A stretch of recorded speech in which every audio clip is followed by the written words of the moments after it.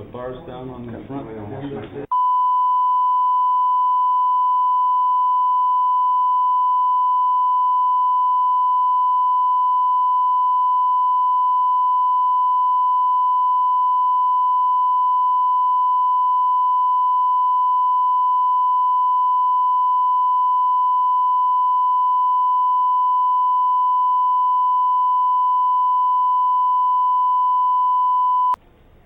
Do we want them to leave? I guess. You can add that introduction, I think, at the end and just get them. I have an opening sentence to get it going. Okay. And sort of a leader. Okay, anytime you're ready to go ahead. On behalf of Toldos Israel and many people in Israel that want to hear your stories, thank you very much for making time for us. I would like this interview to take place as free-flowing and as relaxed as possible. I want to pretend that we just met each other at the airport and we're going on a flight to Hawaii, and I was a nice boy and you liked me and I asked some questions, and next thing you know we're in a conversation. So I'd like to start with Miriam. Please just tell me about your childhood, when you were born, where you were born, and the place you were born. Miriam, can I just get you to speak just 1 second, please? Just speak for a second. To what? Just speak. Just speak anything. speak? He's Yeah. doing a sound check. Oh, I see. Okay. Yeah, we're good. Anytime you're ready to go. Okay, so I was born 1922, August the 27th in Komárno. That was that time Czechoslovakia. Tell us about home life. Home Your- life, your home education. life was beautiful. We had 8 brothers and 5 sisters, and it was a beautiful life. My father was a farmer. We had a summer home. In the summer we stayed out there. In the winter we stayed in the city. And a beautiful childhood. I was the youngest from the 5 girls, and the 8 boys at my time already they were almost all married. So there were a lot of grandchildren, great grandchildren. On Passover sometimes there were 30 children and grandchildren, and it was a long table, and my father couldn't see at the far end. There were so many children, and it was a beautiful get-together. All the families, the children, they lived in the area of Komárno. So when there was a holiday, they all came, and we were together. And one of my sisters lived in Budapest. She lived in Hungary. As I said, it was a beautiful life, and we loved to be on the farm. And my parents used to go away in the summertime in a summer resort. You call it Karlsbad. That was in Czechoslovakia, up in the mountains, the Hochtatra. Yeah. That was the Hochtatra, and that's when they went on a holiday. And then sometimes we went to the Balaton, also that's in Hungary. And my parents were quite religious. They were Orthodox, and we were raised in an Orthodox family. And Was it a Zionist family? my father was a Zionist, but in the synagogue, we were Orthodox. They didn't like the Zionists. Somehow there was such a drift between the Orthodox and Zionists, and I really couldn't understand. I was 16 years old. All I knew that my brother Mordechai wanted to go to Palestine. He was not your only sibling who went to Palestine, is that? Later the other one went too. His name was Mendy. Menachem. Why do you think in your community, in a religious home, that or at the synagogue, that there wasn't that much of a discussion about Zionism, and it wasn't something that was encouraged, or you said you don't remember? They were talking about it, and I know that the family Fleischmann who was also related to us, my late brother-in-law was Fleischman, that his brothers also went to Palestine. They were also very big Zionists, the family Fleischman. But somehow the Orthodox people, they didn't accept Palestine. So my brother didn't, my father was very embarrassed to go to the synagogue because they looked down on him. Oh, your son is going to Palestine. What's the matter? You are Orthodox. So he didn't care. My brother didn't care. He took and went to Palestine. So he was considered a rebel. Yeah. And this caused shame for your family. Yeah, but he didn't care.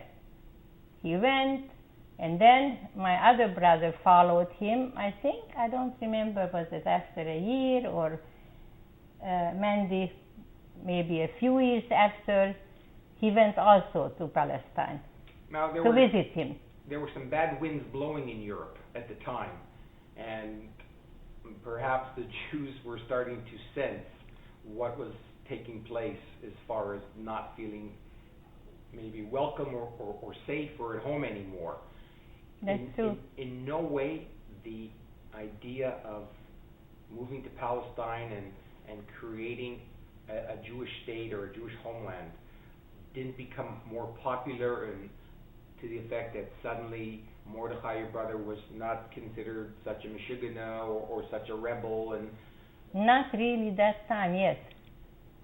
Not really. The bad things came with Hitler starting in 1933, but not so much to go to Palestine. Only in 1947, when my brother, then they woke up, people woke up, what's happening, then they realized that there is a homeland, but it still wasn't a homeland. In 1937. Yeah. No, not 47, 37. Yeah. 37? No, not 37. 47. Okay. 47. Right, but yeah. This was after the war. It wasn't after the war. It was when Mom came to Canada. It was in 1939. It was in 1939. Right. Yeah. They woke up and they said, my brother Simcha, we're going to Palestine. My brother David going to Palestine. A lot of young people from the Fleischmans, my brother-in-law's brothers. They all of them, all the brothers. There were 5 brothers. They all went to Palestine, and they had a terrible, terrible time. Do you remember the training that your brother and his group of friends received before they went to Palestine, knowing that it was going to be very difficult there? I really don't know what was the training or what they did. I have no recollection about that. I only knew that he wrote letters. We got letters that he was very happy, and he met a girl. Do you remember the girl's name? Hannah. Her name was Hannah. And that was interesting. When I was in Israel, and my brother Simcha was still living, he said, we're going to the cemetery where my brother meanwhile passed away in a tragic way, Mordechai. He was executed by the British. This is a long story, okay? But he said, you want to go to the cemetery. Let's go to the cemetery to see where Mordechai is. And we went, it's on the Haifa Road, and it's a military cemetery. And we went to see him, and on the grave there was a little bouquet of roses. And my brother said, you know who left that here? His fiancée Hannah. But I'm jumping the story, but this is how I remember that the story about Mordechai and Alex knew very well my family. Oh, we'll ask him about that, I can assure you. Alex knew Mordechai very well, and he can even tell you about my family better than I do. Well, tell us about some of the letters that Mordechai sent from Palestine. If you remember saying he was very happy, how did he describe the land, the situation, the relations between the Jews and the Arabs at the time, the things that he was doing? I really don't remember that. But my brother, Menachem, he came back from Palestine, and he was telling the family that with the Arabs, and it's very difficult there. He became a policeman, and he came back from Palestine. Did he tell the story why he became a policeman? In your family, was there still a sense that the son was a rebel, or was a sense of pride now? No, they were proud of him. They were proud of him. And the funny thing was that he even sent us grapefruit. He sent us grapefruit. So he was an agricultural exporter back I don't in the know 30s. what he was, but we got some grapefruit from Palestine. Wow. Yeah. And you remember the grapefruits? I remember it was in a huge cardboard box. And then, as I said, I was 16 years old. And only I remember the day, because the politics with my brother, I really didn't understand. And even now it's difficult for me to understand the Haganah and the Irgun and Begin and all these things. It's very difficult. Mind you, I'm reading a lot about it now, but still it's very hard to understand. All we knew that he's a policeman. I want to ask you about the grapefruits. Do you remember how they tasted?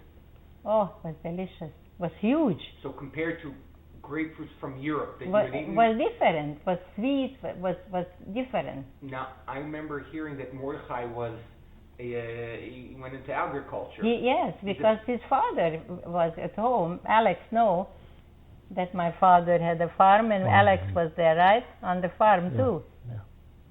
So he was an early pioneer. Yeah. Alex, how about sharing with us your childhood in the same village, the same town, the same community? It was quite a village, not a village, a town. Komarom was quite a large city, and there was a great community, and certainly for me, the Schwartz, they were farmers in a sense, and I admired them, and I really don't have too much recollection. From what age do you remember knowing the Schwartz family? For my age, probably 13 or 12, conscientiously. Were you friendly with how many of the Schwartz kids? There were 13, so there had to be a whole bunch your age. Yes, we were all friends. Okay, and you lived near each other? Quite close. Okay. Quite close.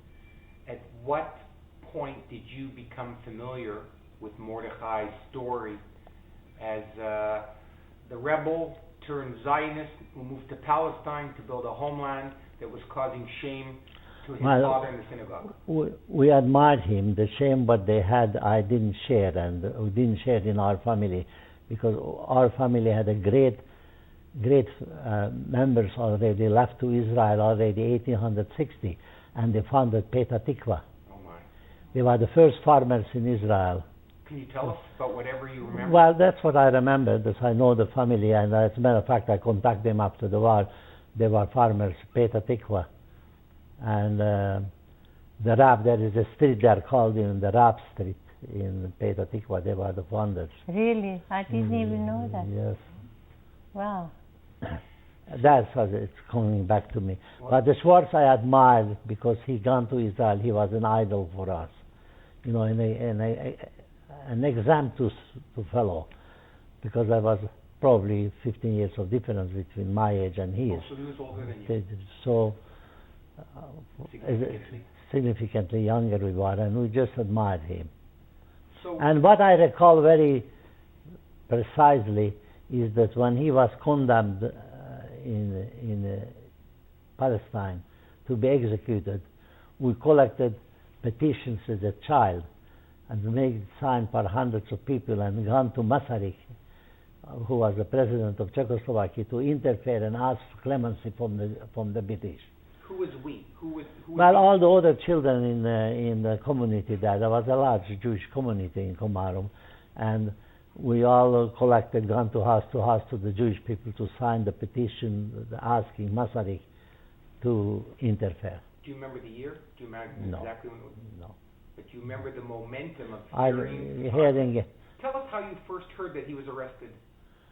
I wouldn't remember the detail. It was common knowledge, and we, you know how it is in the community. The parents talk about it, and the children, and already when he left for Israel, he was an idol. We children, we were all Zionists in the sense that he was an admirable, example fellow. And I remember very precisely is when we asked to collected the petition to go to Masaryk and send about 8,000 signatures to ask Masaryk to interfere. Interfere, to ask for clemency for the British, which naturally didn't succeed, didn't it? But from that moment on, Mordechai Schwartz part of me, you know, part of our life. Okay, so why don't you share with us how you first found out the circumstances of how and why he was arrested? I can't tell you all the detail because I don't remember, frankly. No, I don't remember. Okay. All what I know is his name and his existence was part of my life. So I was very anxious to go to Israel and find his memories, you know, what was left there. And I was shocked when I got to Israel. Nobody talked about Mordechai Schwartz. Why do you think that was the case? Because at the time the Zionists were all peacenik. Anybody who used violence was condemned. I don't know if it was the Shomer HaTzair or the peacenik war, but definitely there was. I belonged at the time already as a child to the Irgun, but we done it all in secret because for a good Jew, don't supposed to use violence. That was their idea. If you're prepared to share with us some of your memories of the child from Irgun, I'd love to hear. But I mean, only. Well, all what we had, we had a group, and I don't know, maybe 7 or 8 children together, and all what I remember is we made military exercises as kids. We walked the street, Hat Shalom, Shoraj, you know, walked in the street. Where was this? In Komarnom, in our native city. And it would be in a secret place, in a secret gathering? Well, not that secret. It's a big city, and there was a big park, and we meet in the park, and we exercise there, walking. You see, I don't remember that part at all. Well, no, you wouldn't be, because it was mostly boys who are with And you weren't worried that some of the elders in your community that were with another group or organization, not to mention the locals, would feel you weren't... Well, at home I didn't need to fear because my father wanted to go to Israel at the time, or Palestine, long time ago. And my grandfather was one of those religious Jews who you talk about Israel only through the Mashiach. So he waited for the Mashiach. And anybody who didn't wait for the Mashiach was guilty. And so we have to hide it.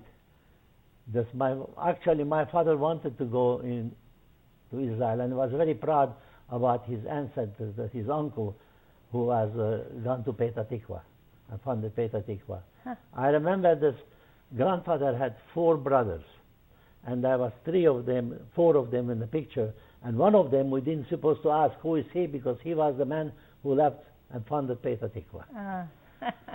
It was a shame for him, you know. This was the time then. That was the time.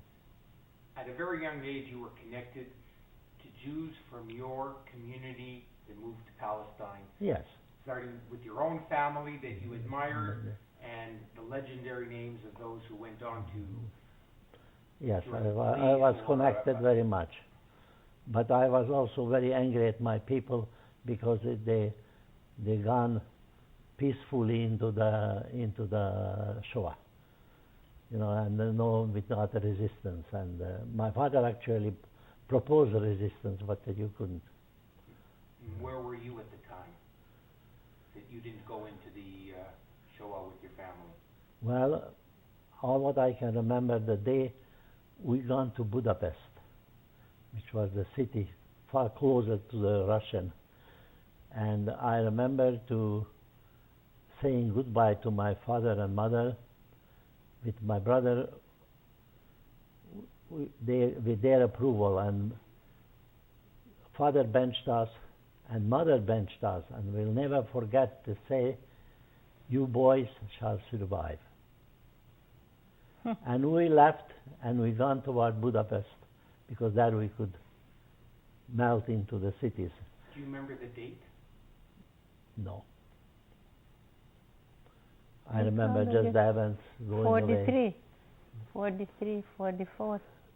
And we luckily, the Jews was generally had an allure which you could recognize them, but not us, because our mother always told us, walk straight like if the world will belong to you.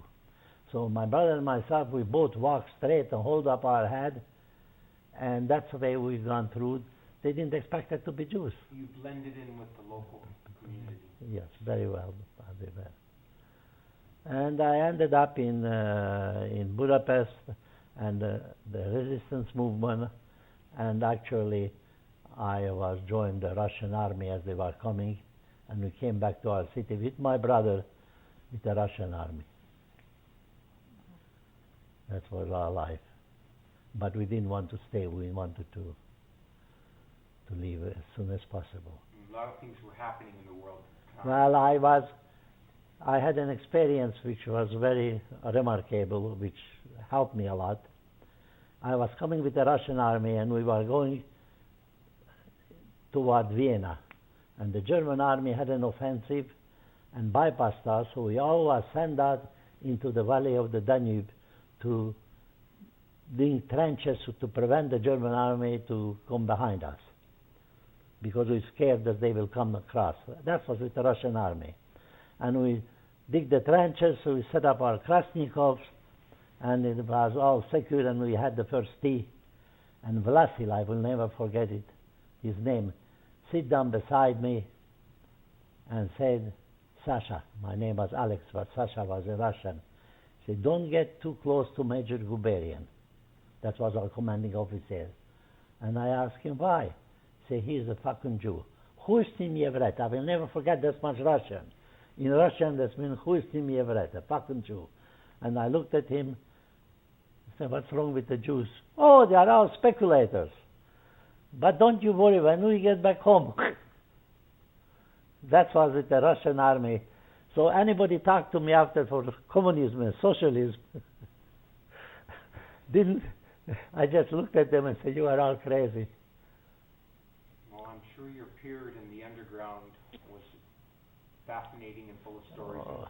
Anything you want to add on, please do. But I would like to ask, as an ardent Zionist who was, you had your heroes, whether it was your own family that moved there and founded Petach Tikva and Mordechai Schwartz, how did you not end up in Palestine for that period of if I can recall correctly, I was angry at my people. I was angry at the people. I didn't want to be even Jew. I was very angry at my people. I can't recall now all the detail of my upheavals, but I was very angry at my people. And you were born, when were you born? Your birthday? 1924. 1924. August. So we're talking 24 years later, the young man in your early 20s. You had fled the Nazi invasion. You saw in your family go off to the Shoah. You joined the Russian underground. Yeah. You experienced anti-Semitism firsthand. Yeah. But you're telling me you were angry at your people.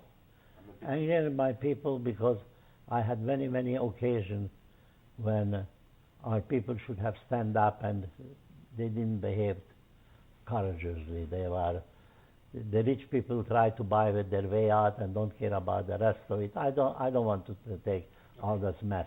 I don't want to talk about it. Absolutely.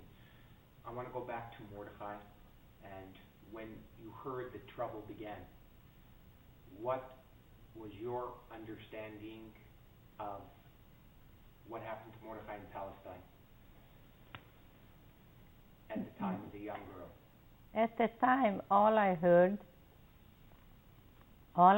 that my father and mother is coming back from Carlsbad. What happened? Your brother was killed in a car accident, or a bus was by bomb or something. And that's why my father and mother here, and we have to sit tshuva. That was all what they knew. My father and mother didn't know the real story, what happened. Who knew the real story? The real story was that he was executed, but I only knew when we were sitting tshuva, and my oldest brother and my older sister, they started to tell me, you know what happened, but don't say anything to my father and mother because they don't know. He was executed by the British because he was a policeman and he killed the Arab in self-defense. He was on duty, and the Arabs started with him to threaten him, and you are a Jew and you're going to get killed, and every day it went like that. And he was afraid. I need to go to the washroom. Okay. When you were sitting, you were mourning the passing of your brother. Tell us how the first, you're a 16-year-old girl, you have parents, uncles and aunts, large family, 12 siblings, one of them is in Palestine at the time. You heard that he was killed. At first you were told that he was killed in a car accident. Share with us how the family found out, who told you, who brought you the news. That is very difficult for me to remember who told us. Who told us what happened. Somebody told us, but I don't know. We were just saying, don't tell your father and mother because they don't know the real story. That he was executed by the British in self-defense. He killed the Arab, and they're going to execute him. And my brother-in-law, my late brother-in-law, Joe Fleischman, and who else went with him? Who? Oh, his brother David went to London, England. The Prime Minister was that time Chamberlain, for asking clemency, that they should give him a few years instead of execute him. They figured in the few years maybe they can work out something that he will be for life, but not to be executed. So they went to London. They had an audience with the Prime Minister. Who arranged that?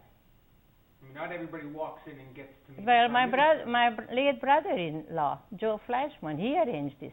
What were his connections? How was he able to pull off? I have no idea. What do you remember at all from that period? Just that they had an audience to go to, but how they got there, or what was the arrangement, or with money or not, I have no idea. Do you remember exactly who went? My late brother-in-law, Joe Fleischman, and his brother David. And no member of the family, of the Schwartz family? I don't recall that any of my brother went. I don't recall. And then they were promised by the Prime Minister that they give him clemency, and they give him, I don't know, 10 years or 20 years in prison, and they were very happy for this news. So they left London, they flew to Prague, and when they had breakfast in the hotel, in the restaurant, the first thing they saw in the Prager Tagblatt, the newspaper, the headline was Mordechai Schwartz was executed in Atlit, and they were just beside themselves that he lied, the Prime Minister lied, and he was executed, and this was the, and then from all the letters we have, from newspapers, letters, we have his last letter, what he wrote in the prison, to his friend and to his parents, forgiveness, but my parents never saw that letter. And it took me a long, long time to want to read the letter. I didn't want to read the letter. How much time passed? Many years. And when you read it, do you remember the letter well? I remember now the letters. I was broken-hearted. Tell us about the last letter. That letter, he's asking forgiveness, and that he did that in self-defense, and he loved her girlfriend. They wanted to get married, and they wanted to have a farm. You say he did it in self-defense. We have an interview with his dear friend, a gentleman by the name of Moshe Neugershel. In Israel? In Israel. That was his roommate and the man who gave him his first job. And he told Moshe Neugershel exactly what you said, that if I didn't kill this Arab, he would have killed me. And that he quoted, as a religious Jew, growing up, as a believer, famous sentence, Hakem lo agcha, hashkem lo ago. He who arises to kill you, you kill him first. And going back to Alex, it bothered me for many, many years, like he said, that nobody remembered him. All of a sudden, Alex called us that we all going to Israel, the whole family. I said, what happened? Never mind. I tell you the story on the plane. It's a long trip. We get your tickets, my late husband, my brother from Australia and his wife, and all the family going to Israel. What year was this?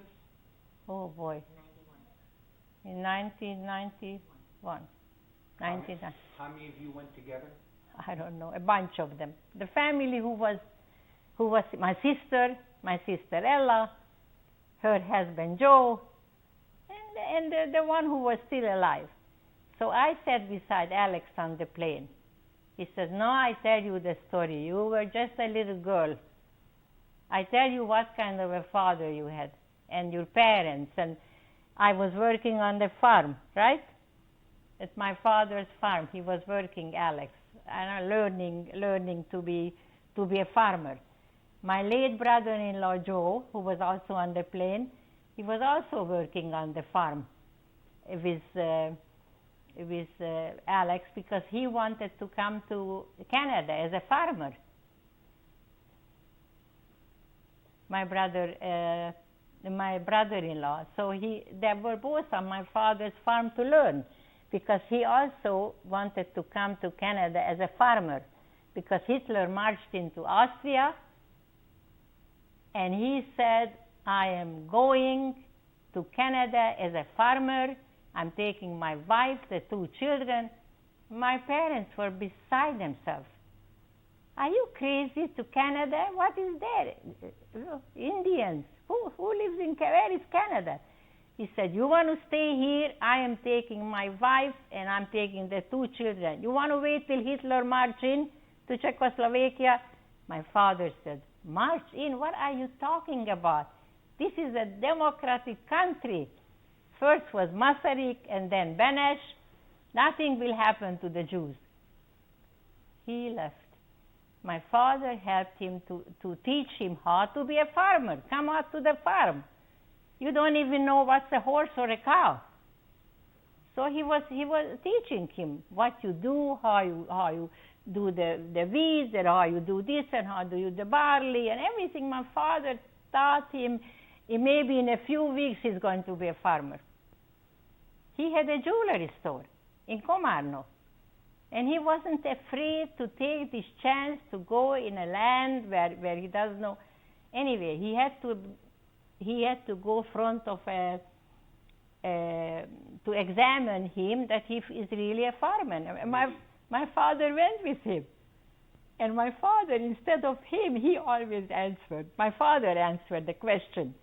So the guy was very nice who interviewed him, and he whispered to my father, he says, I know that you know the answers, but he doesn't. But anyway, we gave him the permit. And they left us, and my parents and everybody was broken-hearted, but we didn't know that they're doing the right thing. We didn't know.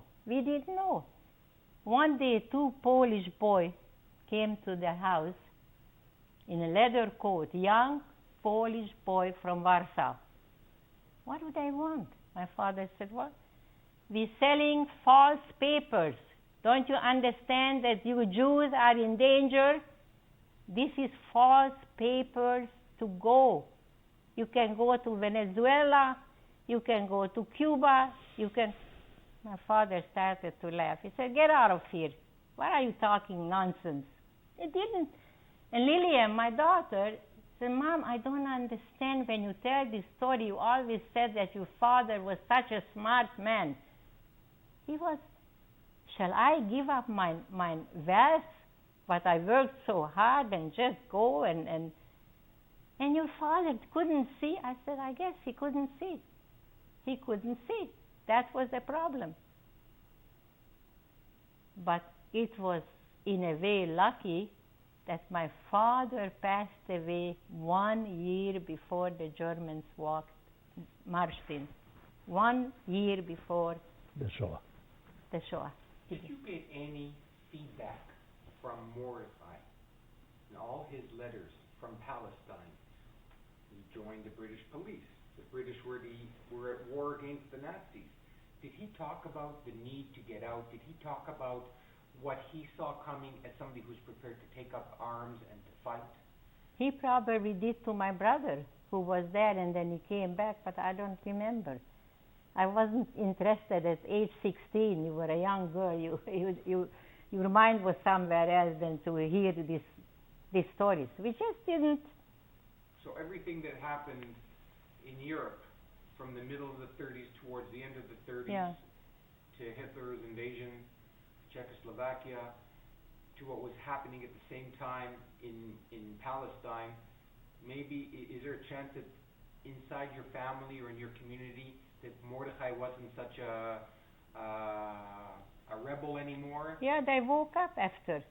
Do you remember people talking about that Yeah, Mordecai was ahead of his time? Yeah, they were saying that he did the right thing, and then after him, my cousin Marcy, who lived in a kibbutz, what's the Magan Michal? No, not Magan Michal. No, he lived in a kibbutz. I can't remember. Also, he went to Palestine as a young man, and then many of them after Mordecai. Kibbutz again. My cousin Marcy also went there, and then many young people started to go after Mordecai, but it was too late. I want to ask Alex, first of all, do you remember the first time you met each other? Alex? Yes. The very first time? Yes. In Comaro. At what age? In Comaro. What age? It's young kids. Well, good. Do you remember that your father, you were on the market selling fish? Erno was, they were selling, the father, there was a time when they were selling fish on the market. And Erno and your little brother, Andy, as a little brother, he came to our house with the fish. We bought the fish at their market, and he brought the fish delivery, the carp, to our house.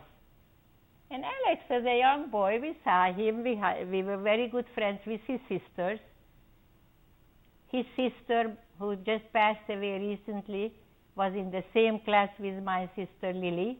She was also Lily. And Clary, also his sister, who's passed away, was in the same class with my other sister, Aranka. Edo has another sister here in the Baycrest, who was in the same class with my sister Ella, who lives here in Toronto. Well, in the same class. Same community, so it was a small community, so we knew. And my parents were very proud of their people. My mother always brought up Mrs. Raab as an example. So you remember Alex standing tall and proud? Oh, like yeah, you said. and his mother was his mother was like that, very tall. She was like a sergeant major. We came there to their house because Edo, his sister, was a dressmaker, and she sewed our dresses. And the girls, the house was spick and span. They were scrubbing the floor the girls were scrubbing the floor. Oh, And I'm my- sorry. It's 12 o'clock and I had an appointment. Oh. I have to cancel this for now. You'll have to pay him. That's okay. Alex, We were on the plane, and he was telling me. So that's a good cue. Why don't you tell us the story of what you told Miriam on the plane about? athlete, what About the you story. going to do there in athlete for Mordechai? Well, my memory is that I gone to Israel, and the first thing I wanted to see the memorial for Mordechai Schwartz, because he was our idol, our greatly respected, admired him. We know that the British executed him, but we wanted to see his a memorial, something for me. And I was shocked when I didn't find, nobody knew about Mordechai Schwartz. Nobody talked about it. Who did you speak to? Well, people in Israel, you know, I had Israeli friends, families and all that, and gone to athlete. There was nothing. And you felt that he Never was Recognized. recognized like he was doing. How can you explain that? Well, as a child, as I told you, when the British executed him, we collected signatures to ask for clemency from and gone to Masaryk to ask him, use his influence to get clemency. So he was my childhood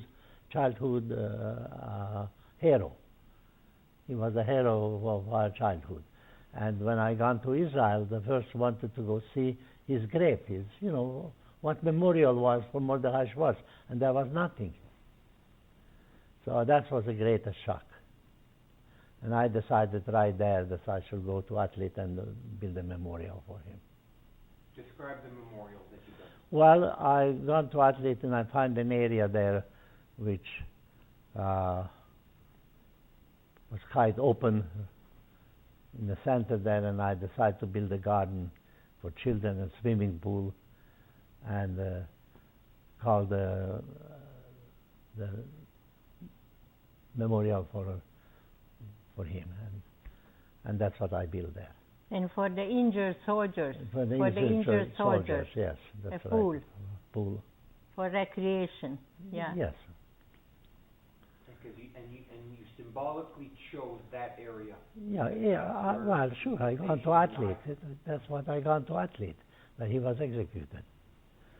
So I want you to please tell me the story that you heard of the circumstances of that night, that period, that Mordechai decided to do what he did, why he shot the policeman. Well, he was serving with the British as a policeman, and Arab, who was also serving as a policeman, came back from somewhere and started to talk to Mordechai and said, she just raped a Jewish girl, and what a great day he had. And then he told to him, and your time will come too. So Mordechai pulled out his gun and said, your time is now, and shot him right there.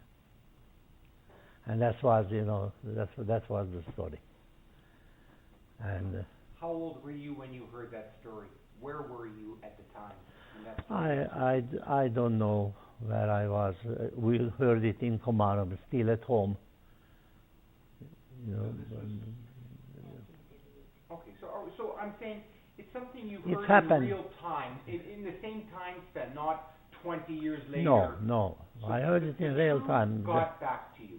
Yes, and that's why it was in my mind as a child, and I admired him for it. And when I got to Israel, the first thing I want to see the memorial of Mordechai Schwartz, and there was nothing. I got to athlete and I was shocked. Do you feel, Alex, that if you were in that same situation, you would have done something similar? You know, it's a real heavy question. Well, it's difficult to answer what I think, so yes. I certainly was a type of person who didn't took insult easily, and I was a fighter. So I would have done exactly the same thing. And that was a bad period in Palestine because many Jews had been murdered. Oh, absolutely, sure. In 1938. Yes. Well, anyhow, I had a great admiration for him. First of all, already when he's gone to Palestine, we invite him, and then when, as I said, when we heard what's happened, that he was condemned to death, as a child, I gone collecting signatures for asking Masaryk to interfere and ask for clemency from Churchill. Do you remember going to the Shiva house and going to visit the family? No. I don't have recollections of the detail, but... Do you remember the story coming out at first that he was killed in a car accident, that there was a lie in a cover-up? No. So you only got the truth. I only got the truth. At least that's what stayed with me in memory. There was rumors, they were talking, after so many years it isn't in my mind at all. But what stayed in my mind is his heroism. Remember the beautiful opening in Athlete? How beautiful it was and how many people came. It was unbelievable. Busloads of people, and the mayor spoke. And people... Remember? Because it was reported in the newspaper yes. that I was an opening there, and they were coming from all over. All over there. And my sister Ella spoke. Remember? She had the microphone and she spoke about Mordechai. Yeah. And there were hundreds of people. And on the top of the swimming pool it says, Memory of Mordechai Schwartz. That's right. That was. Yeah. You were a 14-year-old boy at the time. Do you remember the newspaper that day? No, nothing.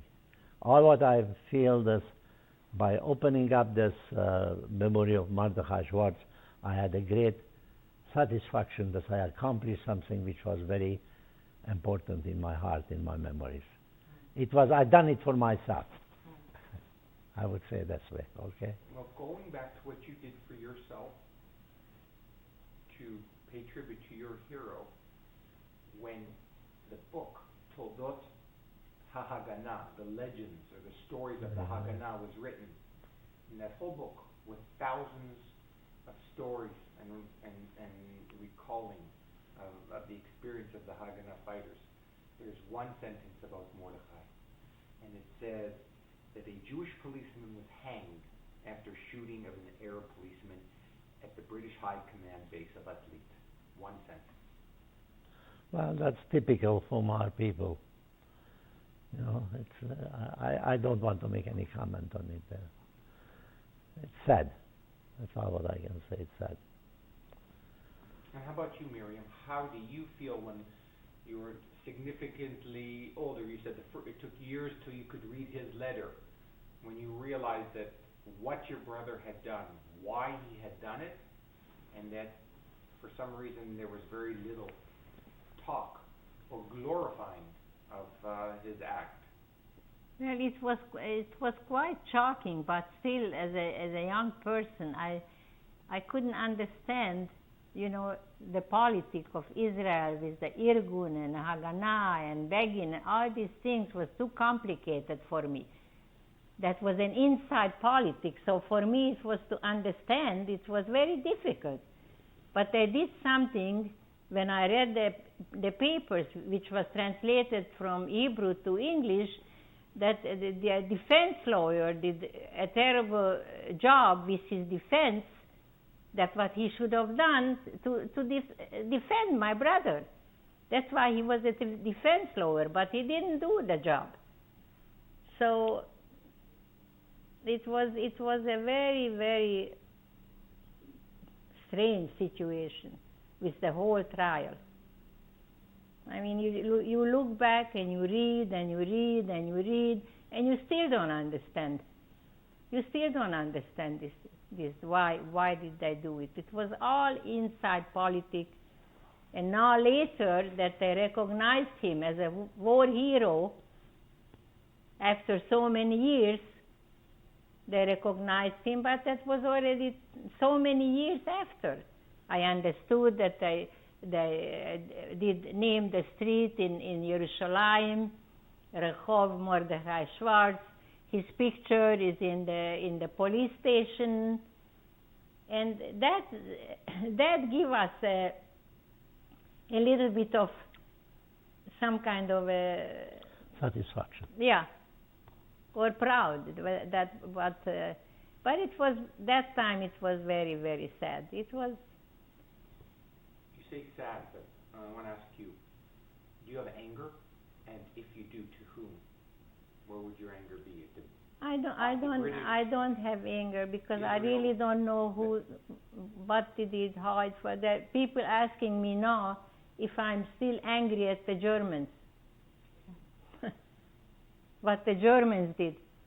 What kind of answer can I give you? Can I say that the whole Germany is the whole Germans, every German is a killer? I can't say that because there were some German soldiers who saved my life.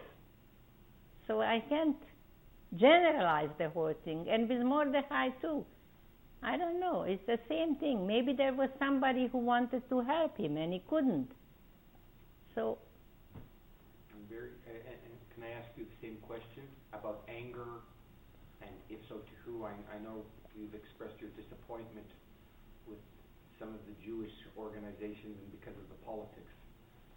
But oh my God, anger. I was angry at my people, the Jewish people, a lot. And I decided at the time that I won't raise my children as Jews. I did my duty, which I believe to celebrate Mordechai Schwartz and helping Israel many other ways, what you would know about. But it was a very difficult time, very difficult time. How about anger towards the British? Despise them. Definitely there is anger against the British. But you can't go through life with anger. It's self-destructive. I needed to do positive things, and the positive things was to create this garden for Mordechai Schwartz, and the positive things to go to Israel, and I done a great amount of work creating Ariel. I was the founder of Ariel, whole city there. So I feel that I did my duty. I did as much as I can. You want to tell us a bit about Ariel? How you helped it become established? Well, Ariel was, I was very good friend with Eric Sharon. We were both farmers from background, and I had an affinity with him, and he was in armies too. And did he invite you to his farm? Oh yes, many times. Wow. Many times. I was very close friends with him. And I said, I would like to build a memorial, something for my father and mother in Israel. Give me an idea, what can I do? And he took me out to the area there was Ariel today. There was only desert.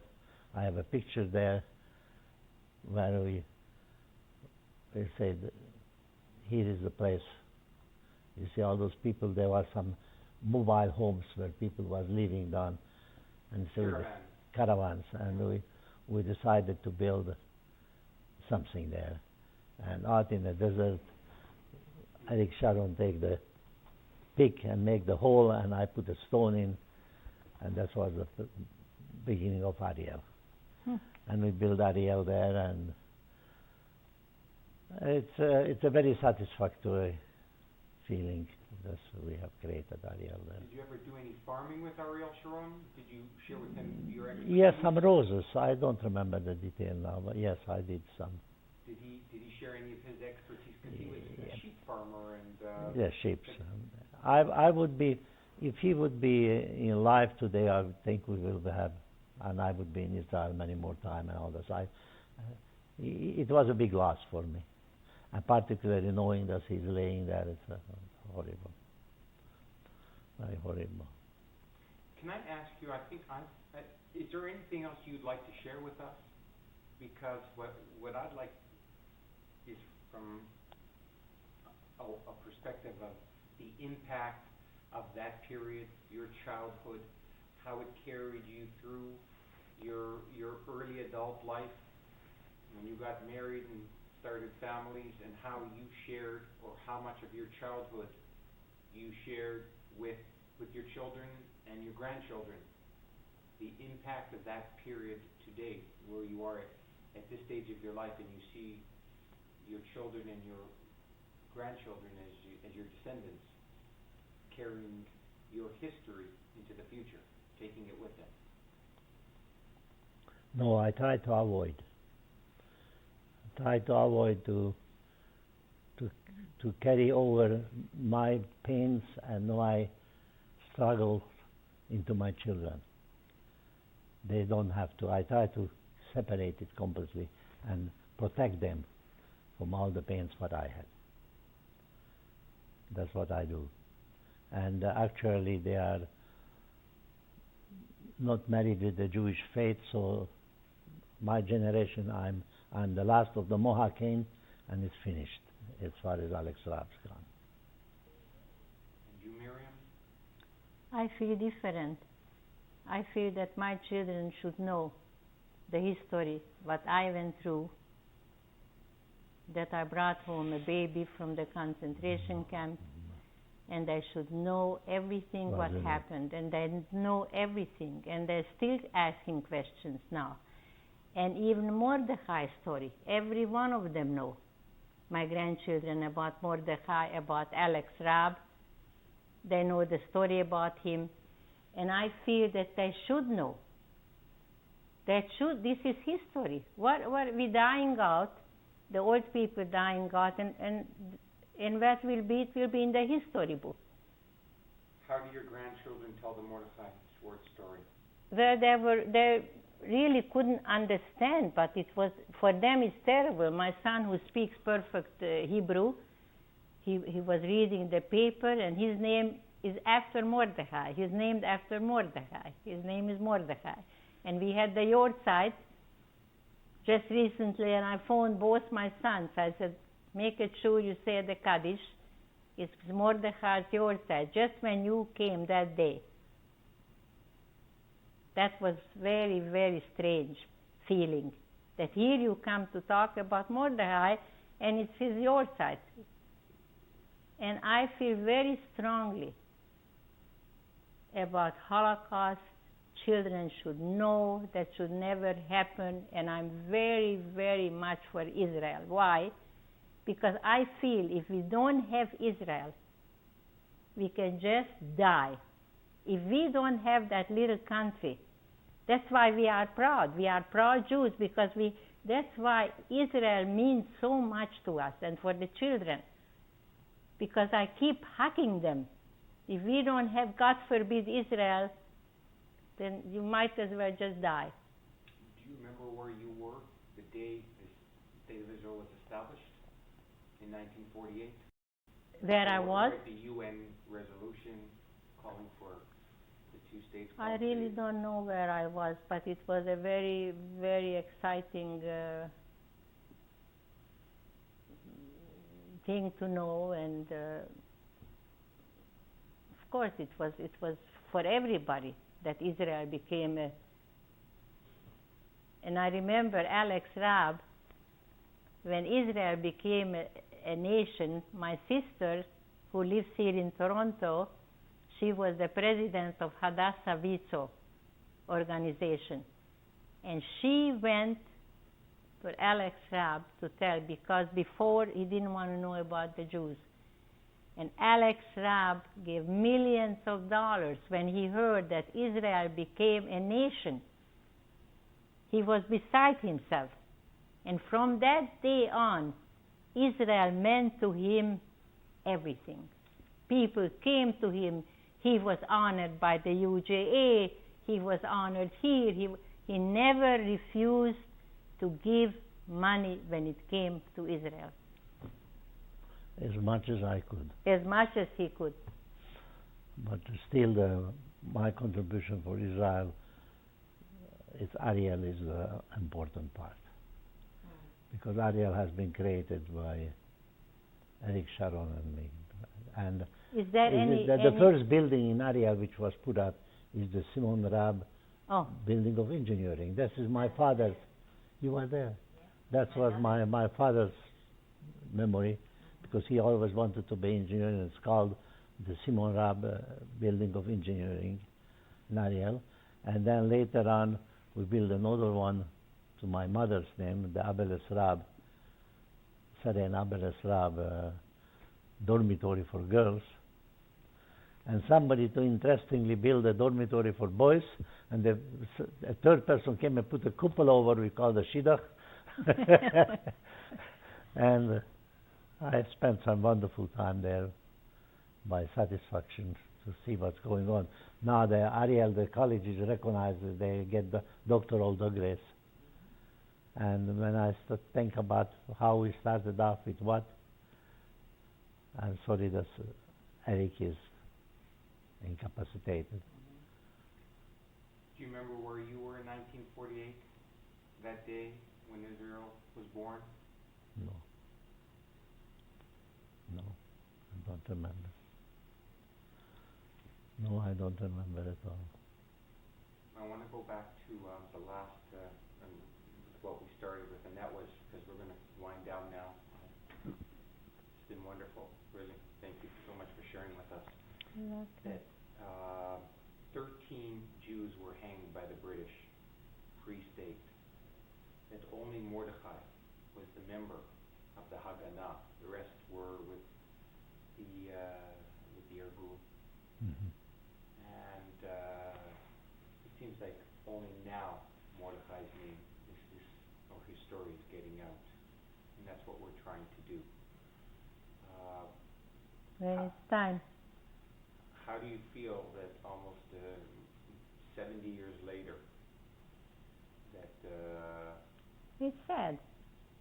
It's sad that all those years, and if not for Alex Raab, it wouldn't be even in Athlete or anywhere, if not for him. But still, we have to be thankful for him and for the people now who still remember him in one way. I was just wondering if there is anywhere in the history book for children in the schools to read about him, what happened. I mean, other stories, that this is history, if there is anywhere mentioned. That's part of our goal, to make sure that these stories will be recorded for posterity and for history. But the most important is the form in which he killed this Arab. This Arab policeman came and was telling him he just raped Jewish girls, and he looked at him and he said, "And your time will come too." And that's why he pulled out his gun and said, "Your time is right now," and shot him there. And that for me was the most important part, because he wouldn't put up with this insult from an Arab. So why do you think the Jewish establishment overlooked this story and downplayed it? At the beginning, in the Jewish establishment, anybody who used violence was not accepted.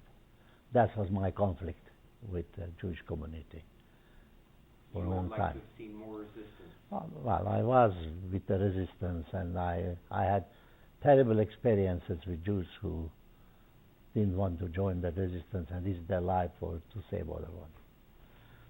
The British had a policy of going around and arresting anybody who carried guns and then hanging them. Yeah. Well, my experience wasn't in Israel. My experience was with the Shoah, when I got to the underground and asked sometimes for Jewish help. They always asked me why I didn't write my memories. And I didn't want to write on my memories because I had so terrible experiences with my people that it would have been a shame to talk about my experience with the Jews itself. But you had a great experience with Ira Eli Gershevitz. Yes. A very important figure. Yes, and it was very sad that he's sick there, because we will be still good friends, and probably I would be more often in Israel and everything else, because we had a great affinity. When was the first year you met him? How old were you and what were the circumstances? Can't remember. For me, Eric Sharon in Israel is one. I don't know when it is started or how. Were you a young man? Were you 20s, 30s, or? I have no idea. No idea. Okay. No idea. Do you have any pictures you'd like to show us? Yeah, these are the. We'd love to see them. Yes, here is the Mordechai and his fiancée. You know, I met with his fiancée. You did? Yes, she came down when we make the opening of the Really? thing there. I met with her. Wow. Did you tell her that he was your idol? Oh yes, sure. She knew that. She knew that, and I met with her before the opening already. She came down. Really? Yes. Wow. Yes. Too bad that she won't be able to see this. Yeah. That she's not alive anymore, right? No. No. But she was alive at the time when I got Yeah. to Israel the Yeah. first time. Yeah. Is there anything else you want to run through the book? I mean, I see a lot of this is in Hebrew, but is there anything in particular in this album that you'd like to show us? Well, I don't know. Lillian, my daughter, did this very, very, very carefully. She researched this, helping with. Esther was helping her a lot. Esther did all kinds of research on it and helped Lillian to put it together. It's all about his experience in Israel, about his fiancée, and unfortunately I can't understand it Hebrew, but it's translated into English too. Yeah. Well, thank you, gentlemen. Thank you very much for your time. Thank you. Thank you. He certainly is a man who deserves to be remembered through the Israeli history, through films and some other forms. But ironically, the people that you identify with really the most are those that were using the resistance and whatever it took to help create the state. Yeah. And these are the people that you had the strongest affinity to. Yes. Once upon a time. Yeah. Mhm. It's interesting. Do you know how they found? Did you hear that his file, the whole trial file, was thrown out on the street in Haifa? Hmm. And one day I got a telephone call saying that someone is looking for a relative of Mordechai Schwartz because we found all this material, historic material. I phoned them, they sent it to me, and the next day I got a call from the Haganah organization saying we would like the file. I said, I've already read it, and you did not recognize Mordechai during the trial, and I don't think you deserve to get this file. So they said, what is it that we would have to do to convince you that we were involved, but not officially? Mm-hmm. And I said, you have to make a name of a street on his name and recognize him officially as part of the Haganah, retroactive. And they did. So I gave them the original file, and I kept a copy, and some of it is here, and some of it is in Israel. But it's interesting how... Okay. Yeah. So we can move it all.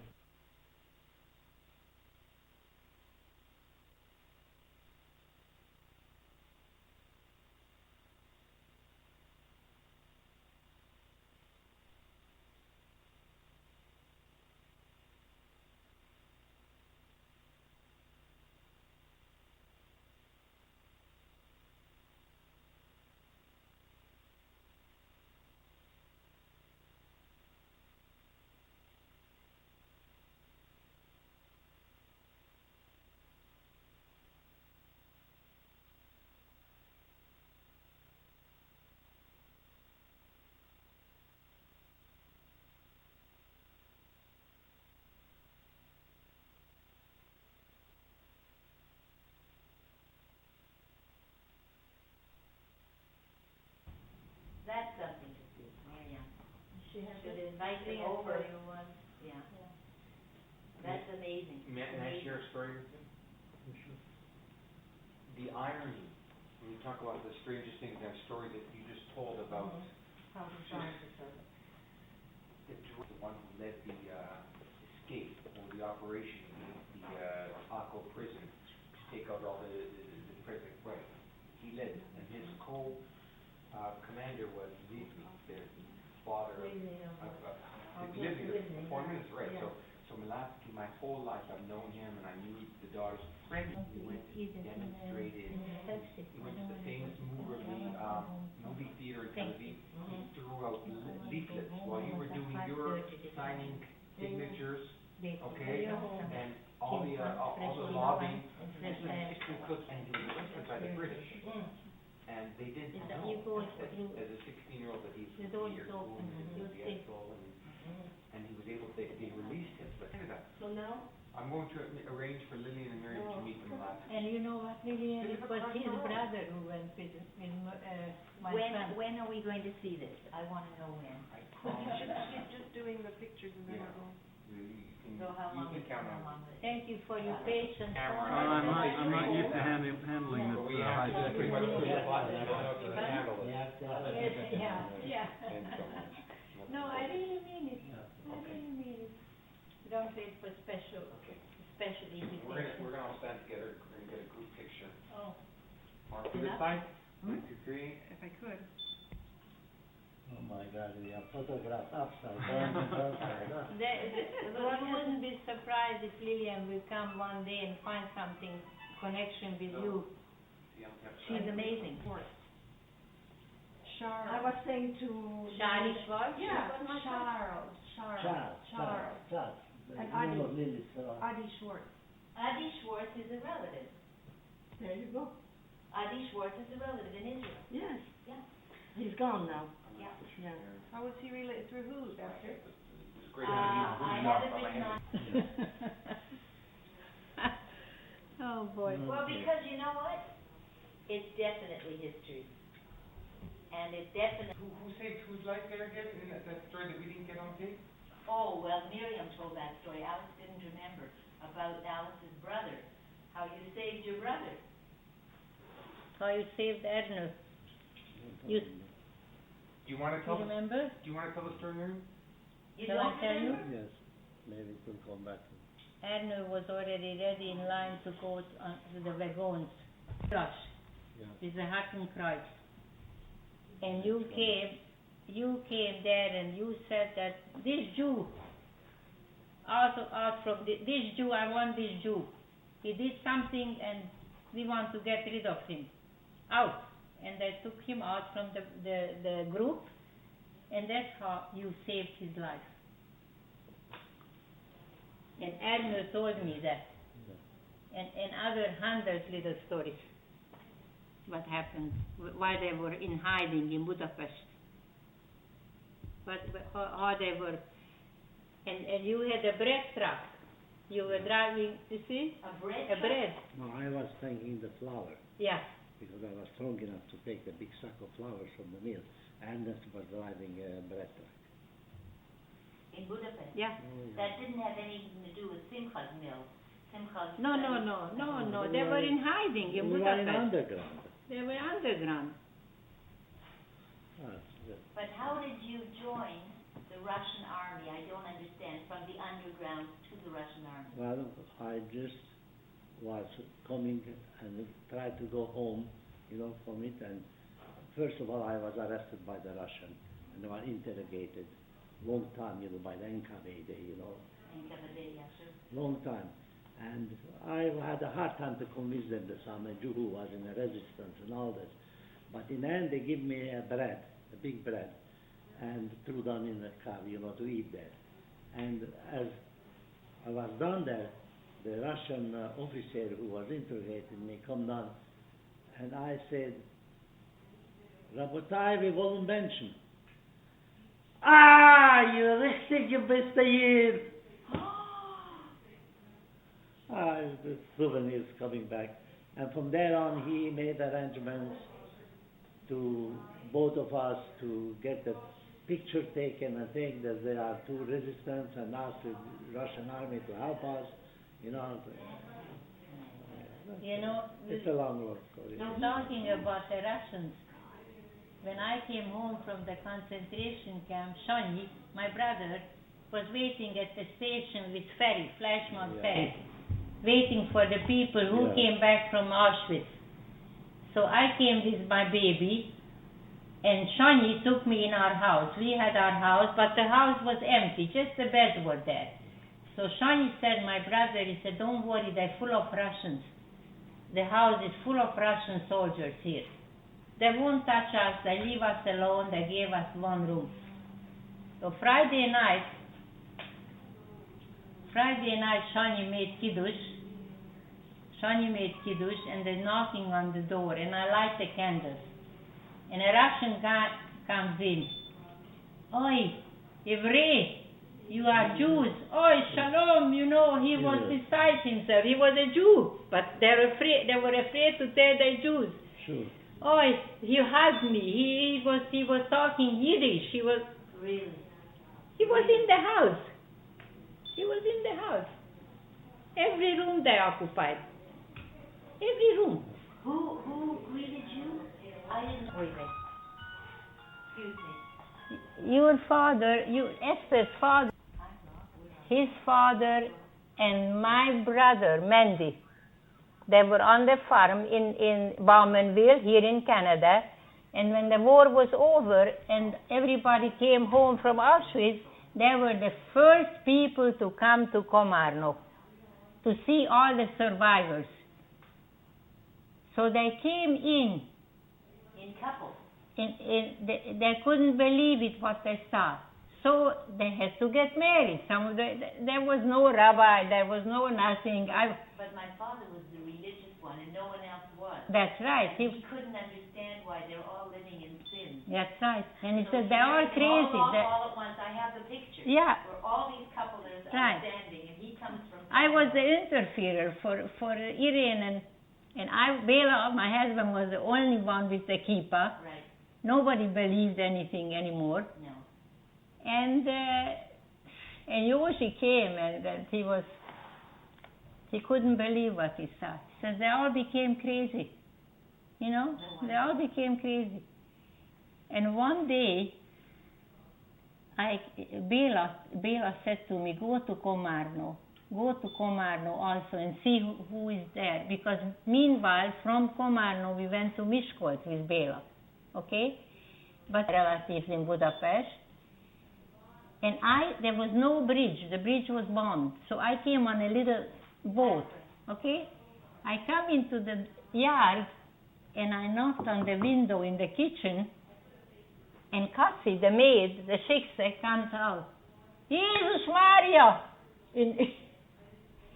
You know what it means? She wasn't Jewish. She was working there as a kid. And I see some long table with parties going on. What's going on? I said, Katsi, what's going on here? We having disznótoros vacsora a Schwarz családba. You know what was that? Roasted pig they had for supper. I was crying my head off. In my parents' house, my God, you people are crazy. I came in, and you are crazy. In my parents' house to bring a pig in. So Armin was there. Armin Schwartz. Yeah. So he gave me a hug. He said, don't cry. They all got crazy. They're all crazy here. Don't settle down. Armin was the one. And then Yoshi, your father, said... Let's get his name again? Armin Schwartz. And Yoshi... And he moved to Israel, yes? Yeah. He was a very famous radiologist at Hadassah Hospital. And he was connected to the family? He's my cousin. First cousin. I'm sorry, I don't have it. Yes. So Yoshi said, you have to get out from Miskolc. It's Hungary. Miskolc is Hungary. You have to come to Czechoslovakia. And we're going to send you an affidavit. We send you an affidavit from Paris. So Mandy and Yoshi went to Paris. and they got us an affidavit to go to Paris. First to Prague, first to Bratislava, and then to Prague, and then to Paris. And Yoshi and Mandy were in Paris, and I met Yoshi and Mandy in the Hotel Crusade in Paris. And your father said, "You want to talk to your sister?" I said, "You crazy?" Here on the telephone. He died. And Mom comes on the phone when we both bawling our head off. She's crying. She said, "Liz, that is too expensive to cry. Talk." But I said, "I don't know what to tell her." She said, you come, we're waiting for you. Don't ask. Then they got a permission. They were an orphanage in Barbizon, outskirts of Paris. The famous Rothschild family donated this castle for orphan children, what they found all over the place, like Janine. There were little ones, 3 years old, 5 years old, 10 years old, about 40 of them. Yoshi and Mandy, they gave money or connection or what, that I should be able to go to Barbizon and help in the kitchen in order to let Leslie come. Because we couldn't mind baby, because no hotel wouldn't let us come with the baby. I didn't have anywhere to go. So they let us come, me and the baby, and Bela was working in Paris. And I had 40 little children. None of them had parents. The cook, Madame, said, "You have to help me." I peel the potatoes, I clean the kitchen, I worked, and helping with the children. There was another woman, another man. So every night I went into another room and gave a child a hug. No mother, no father. Only I had Leslie. He had a little friend, Lulu. Leslie had a little friend, Lulu, who also didn't have parents. I still have the picture. And Mom sent me every time in the mail $1. $1 was in the mail, and sent me a little boots for Leslie, a little rubber boots. I still have the picture. So what happened, Mandy said, we got you a visa that you can leave Paris. Where are we going to go? Because it was impossible to get out. Canada didn't want the Jews. America didn't want the Jews. Only Venezuela, Argentina, Cuba, and China. So we got a visa to Cuba. And Mandy said, this is a visa and you're going to Cuba. Next week you're going to Cuba and you will be going. We arrived to Havana. There is already the Jewish agency working. The Jewish agency. "Oh, let me see your visa." "No, I'm sorry, this is a false visa." "False visa? You're supposed to be a nightclub singer," my husband.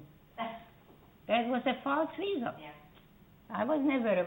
So they said it, and he said, "Never mind, we are responsible for these people. We putting down money." He said, "No, they have to go to the Devil's Island." They had an island in Cuba where the prisoners were. "No, I'm sorry, this woman was in the concentration camp and the man, and we take responsibility for them." Okay, so they let us go. Now, where are you going? Where are you going in Havana? To whom are you going with the child there? Knock on every door. "Do you have a room?" "No, no room."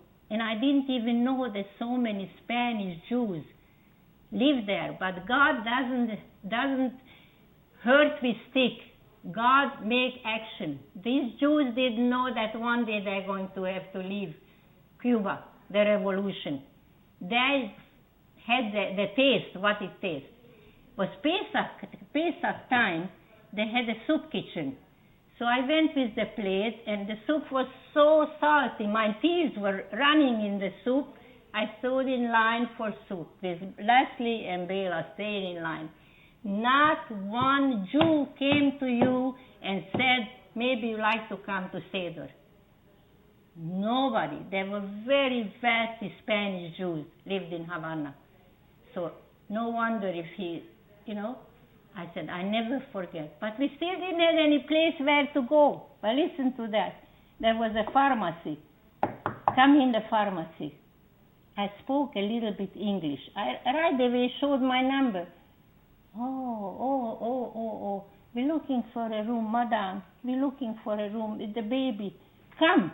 It was a palace. She had a palace. Everything in marble. Marble. A chauffeur. A maid. One little girl, Raquelita.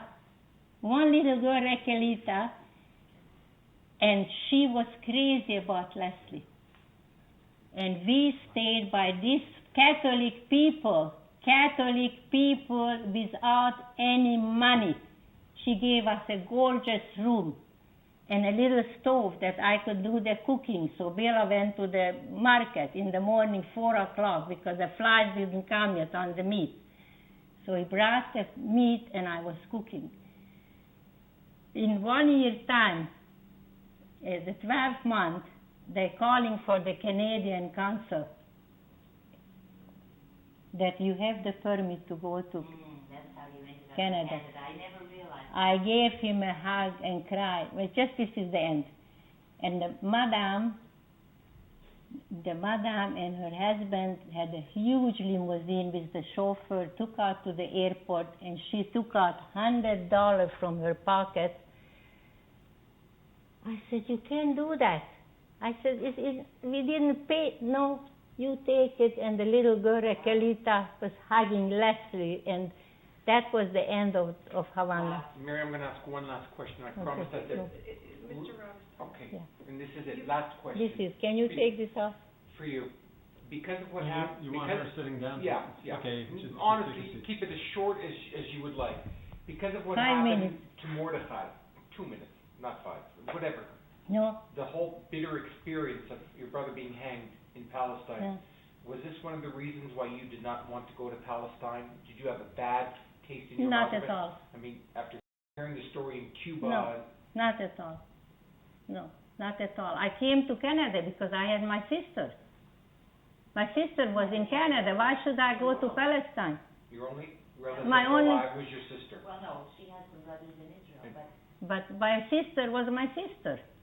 So she said to come closer. She could hardly wait. She never knew what happened to me in the war. So I came to Canada. So if your brothers would have pressured you from Palestine more, you could have ended up there just as easily? Who knows? Thank you.